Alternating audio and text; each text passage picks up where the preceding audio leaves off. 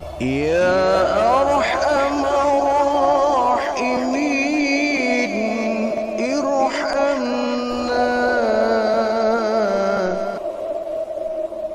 Rasulullah Sallallahu Alaihi Wasallam itu diutus di permukaan bumi ini untuk menyempurnakan akhlak. Sebagaimana yang beliau katakan, innama bu'istu liutammima makarimal akhlak.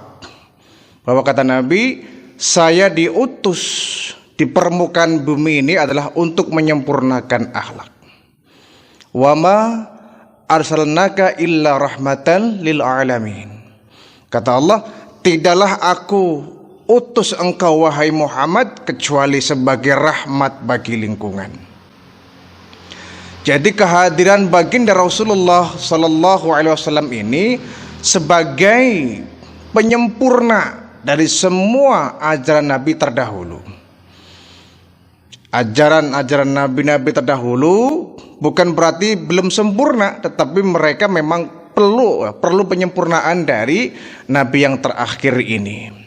Bahkan kitab Taurat, kitab Zabur, Injil, kitab yang pernah turun sebelum Al-Quran ini sudah diberikan kepada umat-umat terdahulu. Nah, hadirnya Al-Quran ini sebagai penyempurna, penyempurna dari semua kitab-kitab yang pernah ada. Karena memang kitab yang paling total sempurnanya adalah Al-Quran. Maka ketika dia turun, semua ajaran kitab Taurat, Injil, dan Zabur ini sudah tergantikan dengan ajaran dari Al-Quranul Karim. Jadi Al-Quran itu mencakup kitab Zabur, mencakup isi kitab Injil, mencakup isi kitab Taurat. Dirangkum menjadi satu, itulah Al-Quranul Karim yang diberikan kepada baginda Rasulullah Sallallahu Alaihi Wasallam. Jadi sebagai Nabi yang terakhir, Rasulullah bertugas memperbaiki peradaban manusia di akhir zaman yang memang banyak mengalami degradasi. Walaupun di akhir zaman ini ilmu pengetahuan semakin maju, teknologi semakin canggih, peradaban semakin ke depan, banyak perubahan yang dilakukan oleh manusia di akhir zaman ini. Namun dari sisi akidah, sisi akhlak, sisi keimanan butuh adanya penyempurnaan. Nah, baginda Rasulullah oleh Allah dihadirkan di akhir zaman karena memang di akhir zaman ini manusia sangat begitu luar biasa binalnya. Karena apa? Orang di akhir zaman ini nakalnya nakal orang yang berilmu. Binalnya binal orang yang berilmu, sesatnya orang-orang yang berilmu. Sehingga ini perlu diluruskan oleh baginda Rasul. Beda dengan orang binalnya orang yang tidak berilmu, nakalnya orang yang tidak berilmu, sesatnya orang yang tidak berilmu sudah jelas. Ini orang yang berilmu memiliki peradaban tinggi, tapi sesat, banyak menyesatkan, banyak mengalami kerusakan. Akhlak pun sudah mulai degradasi. Nah, di akhir zaman inilah baginda Rasulullah Sallallahu Alaihi Wasallam dihadirkan oleh Allah Subhanahu Wa Taala. Dan beliau merupakan seorang reformer yang telah berhasil mereformasi dari semua dimensi kehidupan manusia. Minadz-dzulumat ilan nur, dari masa kegelapan sampai menuju ke masa yang penuh dengan siraman hidayah. Baik, apa saja sih reformasi yang diusung oleh baginda Rasulullah Sallallahu Alaihi Wasallam? Pertama, reformasi dalam bidang akidah. Reformasi dalam bidang tauhid, ini yang pertama. Jadi sebelum baginda Rasul memperbaiki ilmu pengetahuan manusia, sebelum baginda Rasul memperbaiki akhlaknya, sebelum baginda Rasul memperbaiki ukhuwahnya, yang perlu dibangun oleh baginda Rasul pertama kali adalah akidah. 11 tahun baginda Rasulullah berdakwah dalam periode Mekah ini, menanamkan akidah, menanamkan keimanan, menanamkan tauhid, karena memang masyarakat yang dihadapi oleh baginda Rasulullah ini masyarakat yang luar biasa, ya. Oleh sejarah dikatakan sebagai masyarakat jahiliyah. Jahiliyah ini maknanya adalah bodoh, ya. Tetapi bodoh di sini bukan bodoh dalam artian dalam bidang ilmu pengetahuan. Karena apa? Kita mengenal masyarakat Mekah sebelum Nabi diangkat menjadi Rasul, mereka sebetulnya sudah punya peradaban. Mereka sudah punya ilmu. Bahkan di antara mereka ada yang menjadi penyair-penyair yang sangat terkenal, ya. Tidak mungkin orang yang tidak punya ilmu bisa menjadi seorang penyair. Jadi mereka itu memiliki peradaban yang tinggi, ilmu perdagangan juga mereka menguasai betul, ya. Dalam bidang ekonomi masyarakat Mekah itu benar-benar menguasai ketika itu. Hebat mereka ini, cerdas, pintar, berilmu. Bukan jahiliyah mereka bodoh sama sekali. Tapi jahiliyah di sini bukan dalam ilmu pengetahuan, tetapi jahiliyah dalam akidah, kebodohan dalam tauhid, dalam keimanan. Mereka buta sama sekali siapa Tuhan mereka yang sebenarnya. Sehingga kalau mereka menyembah berhala-berhala, karena memang pantas, mereka tidak punya arah, tidak ada yang mengarahkan inilah Tuhan yang sebenarnya, tidak ada. Sementara itu ajaran Nabi Isa melalui kitab Injilnya sudah banyak diselewengkan orang, sudah banyak diselewengkan, sudah banyak dirusak, sudah banyak yang dirubah-rubah oleh manusia. Kalau toh masih ada ajaran tauhid dalam kitab Injil ketika itu, sudah tidak murni lagi. Sudah tidak lagi yang menyeru inilah Allah yang sebenarnya, inilah Tuhan yang wajib disembah. Jadi sesembahan orang-orang jahiliyah di zaman sebelum baginda Nabi diutus itu macam-macam. Ada yang menyembah pohon, ya. Ketika pohon itu banyak bermanfaat, maka dianggapnya itu Tuhan. Ada yang menyembah matahari, karena dianggap matahari banyak memberikan manfaat kepada manusia, lalu disembah. Namun yang terkenal masyarakat jahiliyah pra kenabian baginda Rasul, memang banyak menyembahnya adalah berhala, ya. Jadi diceritakan dalam berbagai riwayat sejarah itu bahwa di samping-samping Ka'bah ini banyak sekali itu berjajaran berhala-berhala yang menjadi sesembahan orang Mekah setiap hari. Ada berhala yang sangat besar, ya, namanya Latta.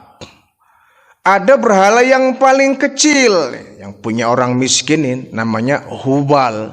Ada 4 jenis berhala yang terkenal oleh Al-Quran diceritakan, ya. Jadi berhala yang banyak disembah oleh kaum-kaum Quraisy, bahkan semua kaum yang ada di kota Mekah itu. Latta, Uzza, Manat, Hubal. Ini nama berhala yang sangat terkenal itu. Dari orang yang paling kaya, dia membuat berhala terbikin dari emas, ya, dilapisi oleh emas, dibentuklah seperti manusia, kemudian disembah menjadi Tuhan. Yang agak sedikit rada kaya, ya, nggak kaya betul, tapi rada kaya, bikin patung berhala terbikin dari perak, ya, dirakit menjadi sosok manusia, kemudian disembah layaknya Tuhan. Ada yang miskin, ya, bikin berhala dari batu dipahat menyerupai seorang sosok manusia, kemudian disembah menjadi Tuhan. Nah, yang paling miskin betul, ada orang yang bikin berhala yang dari tepung itu. Bikin berhala dari tepung. Karena nggak punya modal, dia nggak punya uang, yang penting dia punya Tuhan. Gitu. Tepung diadonin, ya, selayaknya orang bikin kue lah, ya.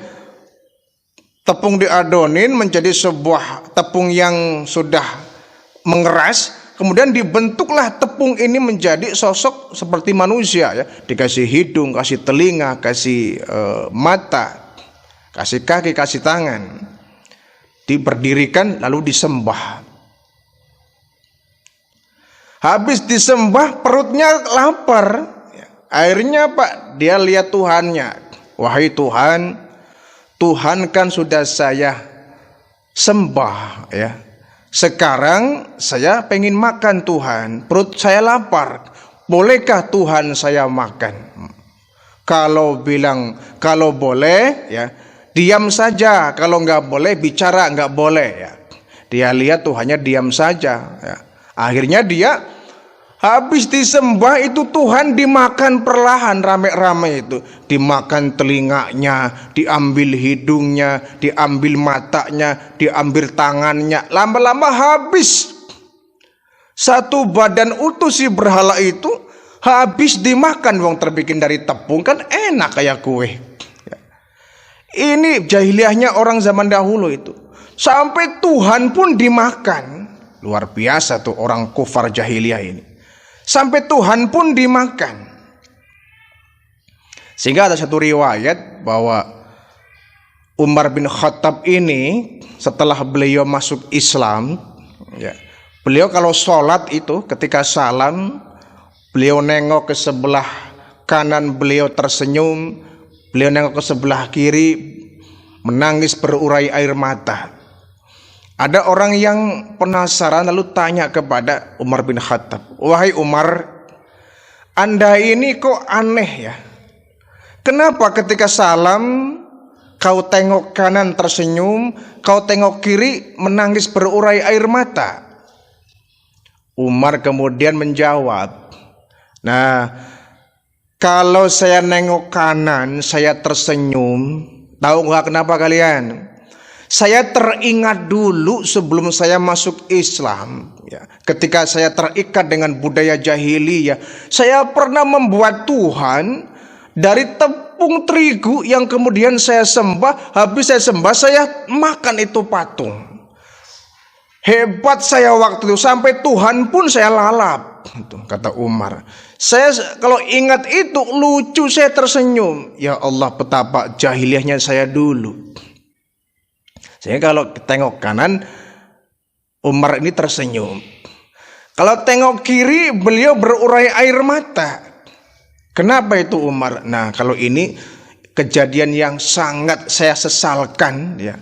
Saya menyesal dan saya sangat sedih kalau ingat itu. Saya punya anak dulu namanya Fatimah, perempuan. Kita kan dulu yang namanya jahiliyah itu paling malu kalau punya anak perempuan. Jadi anak saya ketika masih kecil itu, masih gadis kecil, karena saya malu, saya kan jagoan dulu ya. Saya ditakuti banyak orang, saya malu ketika saya punya anak perempuan, itu anak saya kubur hidup-hidup. Saya nangis, saya nyesel, saya sedih kalau ingat itu. Itu Umar bin Khattab ya, terbawa oleh alam masa jahiliyah.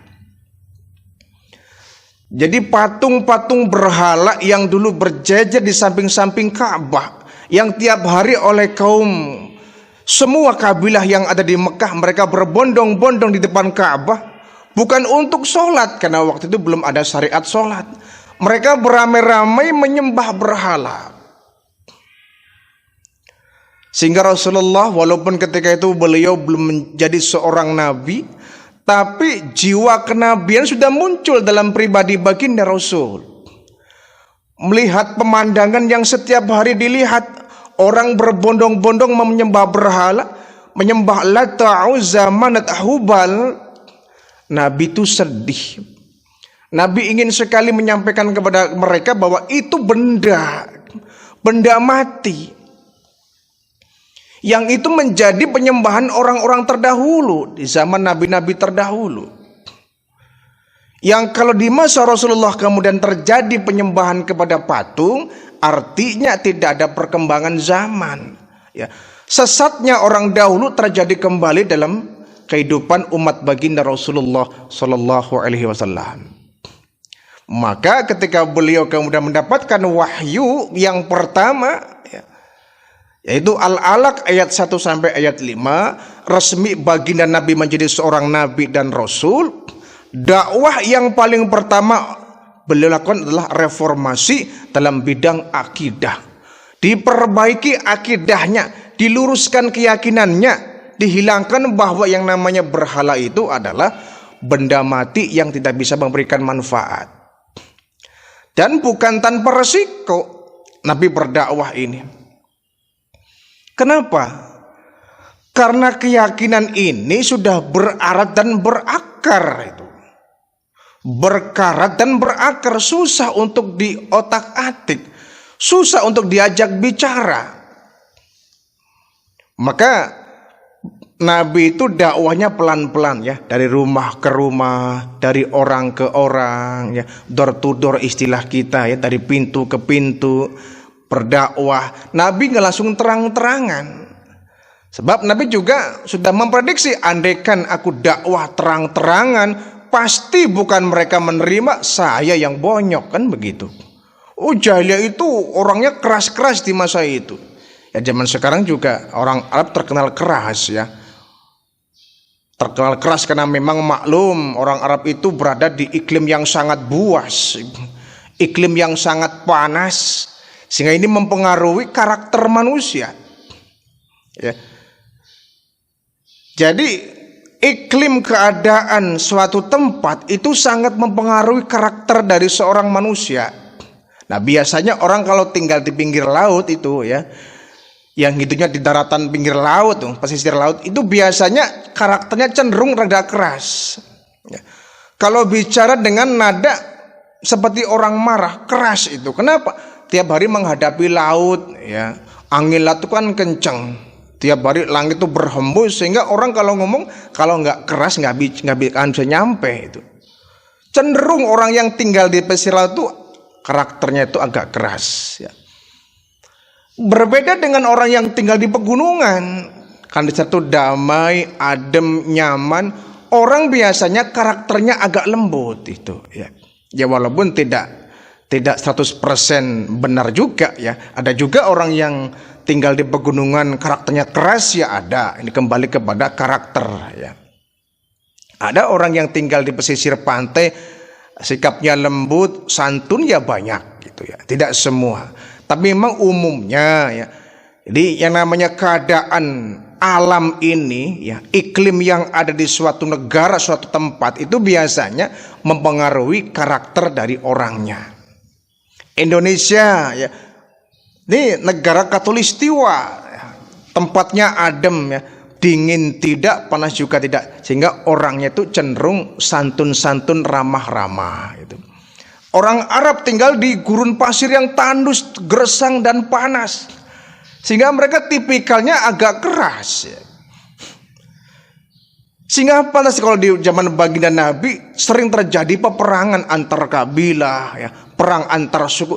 Itu sering terjadi karena mereka temperamen ya. Temperamen tidak bisa sedikit tersinggung langsung angkat senjata. Itu orang Arab ya. Dan baginda Nabi membaca betul kondisi lingkungannya. Ini orang di sini keras-keras nih karakternya ini. Kalau saya dakwah terang-terangan secara frontal, pasti yang saya hadapi juga frontal lagi. Mereka bukan menuruti omonganku, tapi pasti akan justru menzolimi saya. Sehingga Nabi itu dakwah pelan-pelan dari rumah ke rumah, ya, dari orang ke orang, gak langsung terang-terangan. Tapi ketika turun ayat fasda' bima tu'mar, bahwa Nabi disuruh untuk dakwah terang-terangan, di situ baru Allah sudah memerintahkan Nabi untuk dakwah terang-terangan, baru Nabi masang strategi. Dan waktu itu memang beliau sudah sedikit banyak pendukungnya. Sudah banyak orang yang masuk Islam, Nabi agak percaya diri waktu itu. Abu Bakar Siddiq sudah masuk Islam, ya. Kemudian kalau Umar agak belakangan, ya. Kemudian Utsman bin Affan sudah mulai masuk Islam, Ali bin Abi Thalib, Tolhah dan sebagainya, bahkan Siti Khadijah juga sudah masuk Islam. Sudah punya pengikut, Nabi agak sedikit percaya diri, dakwah secara terang-terangan terbuka. Ya, satu hari seluruh masyarakat Quraisy ketika itu dikumpulkan di sisi Ka'bah. Nabi naik di atas Ka'bah, pidato dengan terang-terangan. Wahai masyarakatku, bangsa Quraisy dari seluruh kabilah yang ada di Mekah ini, saya sampaikan kepada kalian kabar, ya, bahwa aku telah diutus menjadi rasul untuk mengingatkan kalian. Kalian percaya apa tidak dengan saya? Ya, sebelum saya bicara panjang lebar, saya ingin tahu, kalau saya bicara, kalian percaya apa tidak? Di masyarakat, karena Nabi itu terkenal Al-Amin, ya, mereka sepakat, saya percaya wahai Muhammad yang kau katakan. Kalau kau dari kecil gak pernah bohong, pasti yang kau katakan adalah ucapan yang benar. Baik, kata Nabi, kalau kalian percaya kepadaku, saya sampaikan kepada kalian, mulai sekarang tinggalkan itu berhala-berhala yang kalian sembah. Tinggalkan Latta, Uzza, Manat, Hubal. Sembahlah Allah, Tuhan yang sebenarnya, Tuhan yang telah menciptakan kalian, Tuhan yang telah memberikan kalian rizki, Tuhan yang menciptakan seluruh alam ini. Allah lah Tuhan kalian yang sebenarnya, bukan benda ini yang kalian sembah setiap hari. Nah, ketika Nabi berdakwah terang-terangan begini, muncullah berbagai macam reaksi, ya, terutama paman-paman beliau, ya. Ada Abu Lahab, Abu Jahal, Abu Sofyan, ini para dedengkot Quraisy ini. 3 orang ini protes, wahai Muhammad, cuma untuk mendengar ocehanmu yang model beginikah kami dikumpulkan di sini? Taban ya Muhammad, ya. Kau mencari celaka Muhammad, kau ingin mati Muhammad. Bertahun-tahun kami masyarakat jahiliyah ini, masyarakat Arab ini sudah menyembah berhala ini dari nenek moyang dahulu. Nenek moyang kita menyembahnya ini, ya kita juga nyembah ini. Nenek moyang kita menyembah Latta, Uzza, Manat, Hubal, ya kita juga anak cucunya menghormati keyakinan nenek moyang kita. Kita harus menyembah ini. Jangan pernah kita tinggalkan berhala ini, kata masyarakat, ya, kabilah suku Quraisy ketika itu yang dipimpin oleh Abu Lahab ini. Tapi Nabi tetap dakwah, ya, tetap terus berdakwah menghadapi kekerasan orang Arab. Nabi terus berdakwah, dan alhamdulillah 11 tahun Nabi berdakwah di kota Mekah, beliau berhasil, banyak orang-orang Arab yang waktu itu masuk Islam. Ya, terutama yang 4 orang itu, Abu Bakar, Umar bin Khattab, Utsman bin Affan, Ali bin Abi Thalib, dan sahabat yang lain. Mereka sudah banyak yang Allah lembutkan hatinya sehingga menerima dakwah baginda Rasul. Nah, mulailah ketika itu Nabi membentuk satu, ya, komunitas muslim yang tentu terjadi berbagai macam reaksi dari orang-orang Arab ketika itu. Namun itulah yang namanya resiko dakwah, ya. Jadi dakwah ini yang pertama Nabi usung adalah membina masyarakat Arab dalam bidang akidah, ya. Dalam bidang akidah, memperkenalkan bahwa Allah Subhanahu wa taala Tuhan yang sebenarnya, bukanlah berhala-berhala yang mereka sembah. Dan semua visi dan misi para nabi sama, ya. Nabi Lut juga sama, memperkenalkan Tuhan yang sebenarnya bukanlah berhala yang mereka sembah. Nabi Hud, Nabi Soleh, Nabi Ibrahim, Nabi Sulaiman, Nabi Yunus, ya. Semua para nabi dan para rasul, visi dan misinya adalah sama. Membersihkan akidah, ya. Membersihkan akidah dari kesyirikan. Rata-rata memang masyarakat yang dihadapi oleh para nabi para rasul itu menyembahnya itu berhala, ya. Bahkan Nabi Nuh alaihi salam saja, masyarakat yang dihadapi oleh Nabi Nuh juga masyarakat yang mereka tiap hari menyembah berhala. Sehingga turun-temurun penyembahan berhala ini sampai kepada masyarakat yang dihadapi oleh baginda Rasulullah sallallahu alaihi wasallam. Nah, di zaman kita memang, ya, sudah tidak ada berhala di zaman kita. Hanya orang sekarang tuh berhalanya lebih modern, ya. Berhalanya bisa namanya komputer, berhalanya bisa namanya handphone, ya, berhalanya namanya mesin-mesin teknologi yang canggih, ya, kadang-kadang berhalanya namanya jabatan. Jadi namanya berhala tapi bentuknya beda di zaman kita ini. Di zaman kita tidak ada orang yang menyembah berhala, ya. Tetapi zaman sekarang ini orang menyembahnya kepada teknologi yang canggih, yang mereka anggap segala-galanya sebagai penunjang kehidupan mereka. Ini kan namanya mendewa-dewakan teknologi. Ya, tidak menampik bahwa kita nggak bisa menerima, tidak bisa menolak yang namanya perkembangan zaman, ya.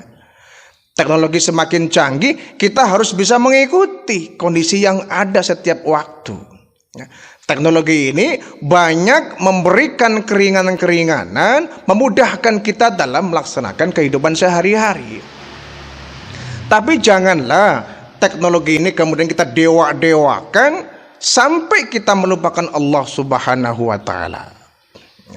Jadi reformasi pertama yang diusung oleh baginda Rasul, reformasi dalam bidang akidah. Yang kedua, reformasi yang diusung oleh baginda Rasul, reformasi dalam bidang ukhuwah. Dulu sebelum baginda Rasul diangkat menjadi Rasul, kota Mekah sempat pernah terjadi banjir, ya. Banjir sampai di halaman Masjidil Haram. Bahkan Ka'bah itu sedikit rusak, ya, dengan adanya banjir ini. Batu-batunya sudah mulai pada berjatuhan, sudah rapuh, rusak. Kemudian setelah banjir ini reda, kabilah Arab ini dari berbagai macam suku, mereka bersatu bergotong royong memperbaiki Ka'bah. Karena memang Ka'bah ini adalah pusat dari keramaian, menjadi magnet datangnya orang-orang dari luar negara, ya. Orang dari Syam, dari Turki, dari Madinah, dari berbagai macam negara datang hanya untuk melihat Ka'bah. Ini magnet yang luar biasa, bukan cuma zaman sekarang, zaman dahulu kala ini. Sehingga sampai Abrahah ini, ya, sampai Abrahah ini ingin menghancurkan Ka'bah karena Ka'bah ini menjadi magnet datangnya para wisatawan di zaman Nabi belum diutus sebagai Rasul. Nah, gotong royonglah ini semua kabilah Arab ketika itu untuk memperbaiki Ka'bah yang banyak rusak karena banjir. Nah, setelah Ka'bah ini diperbaiki, rapi kembali, tegak berdiri gagah kembali, ini ada batu yang namanya Hajarul Aswad ini. Mereka berebut ini untuk bisa meletakkan, karena menjadi sebuah kehormatan, ya, apabila mereka sudah bisa memindahkan batu Hajarul Aswad ini menjadi sebuah kehormatan. Sehingga mereka berebut, mereka masing-masing kabilah, masing-masing suku merasa mereka paling berhak untuk menentukan sudut mana yang untuk diletakkan batu Hajarul Aswad. Mereka berebut, ya, pokoknya harus dari kami, nggak boleh suku yang lain, ya. Nggak boleh dari suku yang lain juga sama, harus dari kami, nggak boleh suku yang lain. Berebut sampai terjadi pertikaian. Sampai terjadi pertikaian akibat mereka berebut, bergotong, ingin menggotong yang namanya Hajarul Aswad, sampai terjadi gelut, ya. Kamu nggak berhak, kamu juga nggak berhak. Ini batu istimewa, saya yang berhak, kamu nggak berhak. Wah, terus cekcok terjadi di mana-mana. Akhirnya orang sepakat, nah gini saja, kalau begini nggak ada ujungnya. Yang meletakkan batu Hajarul Aswad ini, ya, adalah orang yang besok pertama kali masuk ke Masjidil Haram, ya. Kalau ada orang yang pertama kali masuk ke Masjidil Haram, dialah yang berhak untuk meletakkan batu Hajarul Aswad. Setuju apa tidak? Oh, baik, baik. Besok saya akan lebih pagi bangunnya. Oh, boleh, saya juga sama. Besok akan paling pagi bangunnya. Mereka semakin, ya, panas ini, semakin berlomba ingin meletakkan Hajarul Aswad ini. Nah, ketika esok harinya ternyata orang yang paling pertama memasuki Masjidil Haram adalah baginda Rasulullah Sallallahu Alaihi Wasallam, ya. Sehingga orang terperangah. Nah, sudahlah, kita harus menerima. Kenapa? ternyata orang yang paling pertama masuk ke Masjidil Haram adalah Muhammad. Maka sesuai dengan kesepakatan, orang yang pertama kali masuk ke Masjidil Haram itulah yang akan meletakkan Hajarul Aswad. Baik, akhirnya Nabi Muhammad dipanggil. Hai Muhammad, kami sepakat yang akan meletakkan batu Hajarul Aswad ini adalah orang yang pertama kali masuk Masjidil Haram, Anda. Wah, nggak boleh begitu. Kalau gini namanya nggak baik juga. Bagaimana kalau ya kita sama-sama, Nabi kemudian mengambil sorbannya, digelarlah sorban itu, Hajarul Aswad diletakkan di atas sorban. Nah kemudian setiap sudut sorban ini harus dipegang oleh setiap kepala suku. Setuju apa tidak? Setuju kalau begitu.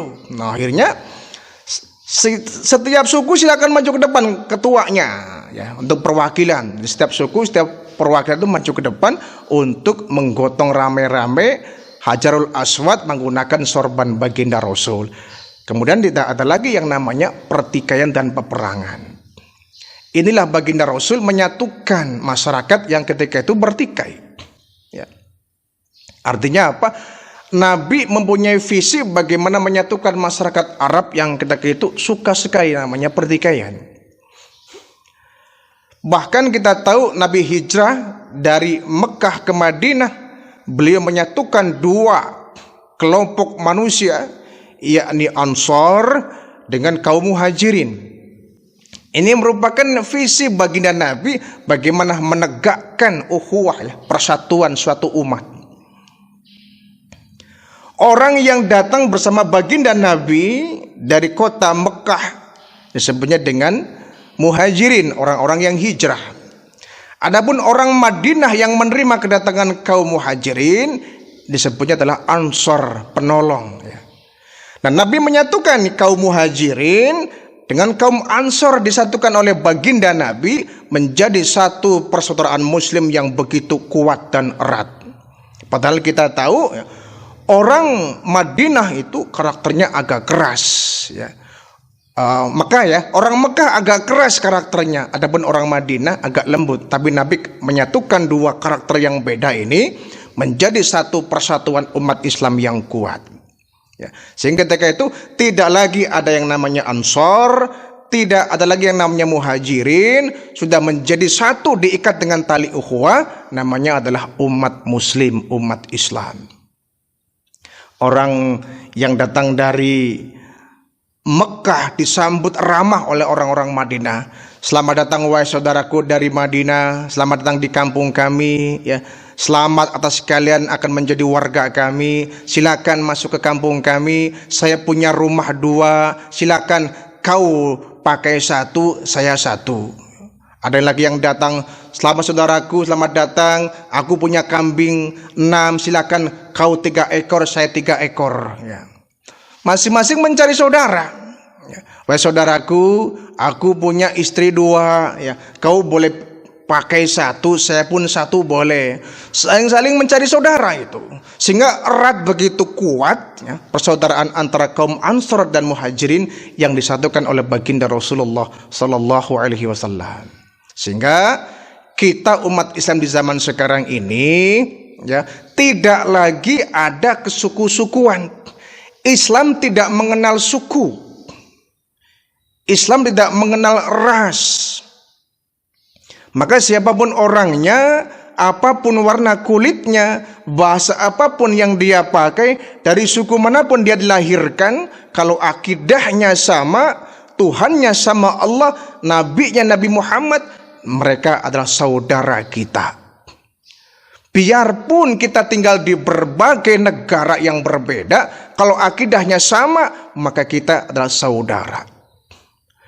Sehingga walaupun di Palestina sana, ya, kita di Indonesia, saat kaum muslimin di sana mendapatkan penderitaan, kita pun paling tidak ikut merasakan.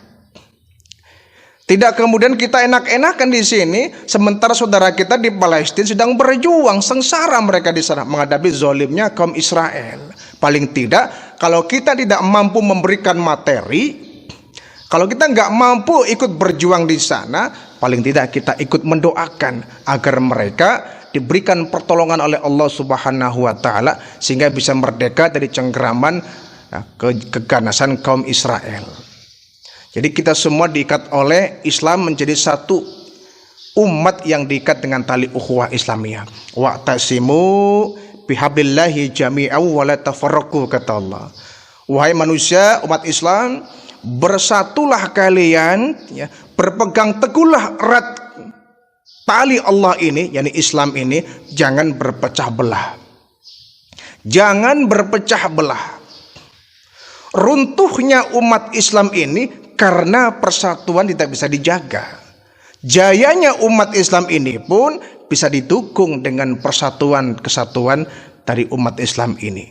Jadi kalau kita sebagai umat Islam, jangan perbedaan yang dimunculkan, tapi persamaanlah yang harus kita sepakati. Ya, kau boleh berbeda bahasa, kau boleh berbeda suku, kau boleh berbeda negara, tapi kita Muslim, kita adalah saudara. Inilah reformasi yang diusung oleh baginda Rasulullah Sallallahu Alaihi Wasallam. Adapun yang ketiga, reformasi yang diusung oleh baginda Rasul adalah reformasi dalam bidang akhlak. Ya. Innama bu'ithu liutamima makrimal akhlak, kata baginda Nabi. Sesungguhnya aku diutus oleh Allah adalah untuk menyempurnakan akhlak. Kalau menyempurnakan artinya sebelumnya akhlak mereka sudah bagus. Hanya disempurnakan, diperbagus oleh baginda Rasul. Sehingga Rasulullah ini memiliki akhlak yang sangat mulia. Karena apa? Karena beliau menjadi contoh. Ya. Laqad kana lakum fi Rasulillahi uswatun hasanah. Kata Allah, sesungguhnya dalam diri Rasulullah itu terdapat suri tauladan, uswah, contoh yang baik bagi umat Islam. Ya. Kalau baginda Nabi ini misalkan ya akhlaknya kurang bagus, maka visi dakwah beliau akan ditolak gitu. Bagaimana mungkin seorang nabi, seorang rasul memiliki akhlak yang rusak gitu kan? Pasti mereka akan dijauhi oleh kaumnya. Tapi baginda Rasulullah memiliki akhlak yang sangat mulia. Ya, bukan cuma kita, Allah pun muji. Ya, Allah pun muji bahwa Nabi itu memiliki akhlak yang sangat begitu mulia. Jangankan terhadap orang yang dekat dengan beliau, dengan musuh pun Nabi itu tetap berakhlak luar biasa. Kalau kita kan umumnya berakhlak kepada siapa? Orang yang baik dengan kita. Ya. Dengan musuh, ya kita mau boro-boro. Ngapain berakhlak kepada musuh? Ya.